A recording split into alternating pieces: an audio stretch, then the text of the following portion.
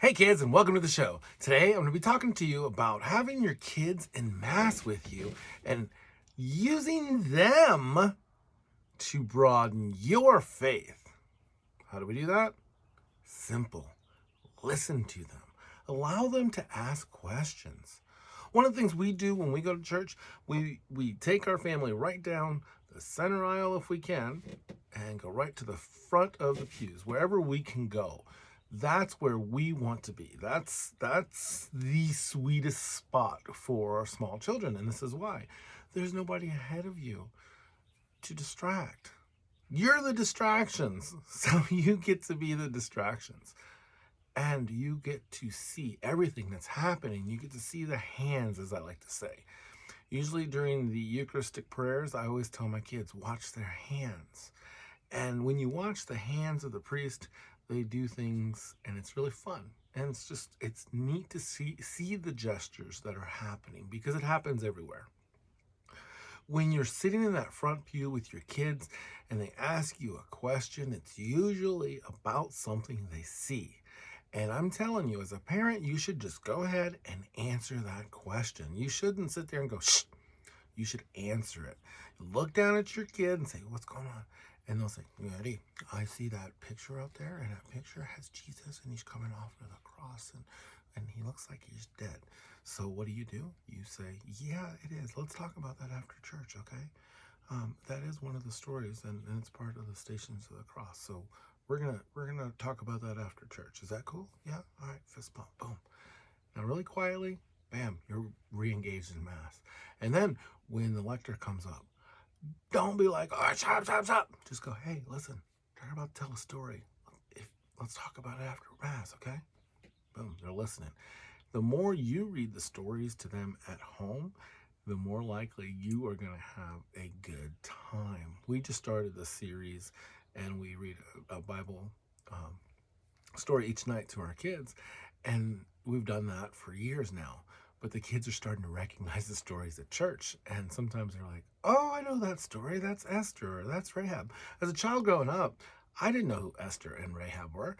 Not because my mom wasn't a devout Catholic. It was because I just didn't read the Bible. We do read the Bible to our kids, and it's great, and it's a wonderful way to go into the church, and it makes it a lot easier to explain things. And you have to know those things. When your kids ask questions, don't BS them. I mean, that's just the bottom line. Don't do it because they know truth from fiction if you're teaching them right. And that is really the reason I think that Christ said, bring those children to me because you have to be like a child to enter in the kingdom of heaven. Now, someone said, and I can't remember, but I'll put their name up. But they basically said, you don't understand anything well enough until you can explain it to a 5-year-old.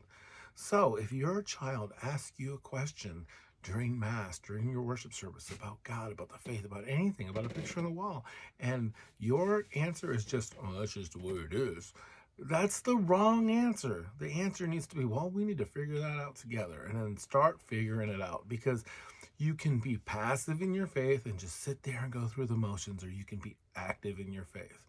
And being active in your faith doesn't mean you have to be at church every day of the week. Speaking from someone who, as a teenager, was at church every day of the week, and that's a story for another time. But you don't have to be there every day of the week to bring church to other people, to be the example that Christ calls us to be.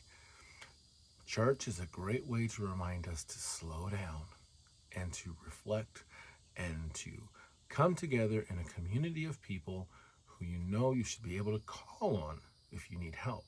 Unfortunately, that's not always the case. And there are going to be people within the church that are going to hurt your feelings. And I'm not talking about staff, and I'm not talking about, I'm talking about people within the church, staff, congregation, leaders. Someone's always going to make you sad. But, I don't like to say but I'm going to say but, if you are engaged in your faith development and the faith development of your kids, and you can learn something so well that you can explain it to them, then you have succeeded in learning more about your faith than generations before us. As we move forward, it's really important that you have a grounded place to go back to, because sometimes your kids are going to ask you questions that you have no idea how to answer or what they're even talking about. But when you have a centered value system and a centered moral system, you can take a step back and say, you know what? That sounds like a really great idea. Or maybe we need to pray on that a little bit more. So, hey guys, if you made it this far, please hit that like, share, and subscribe button. And until next time, work hard, be kind, and have fun.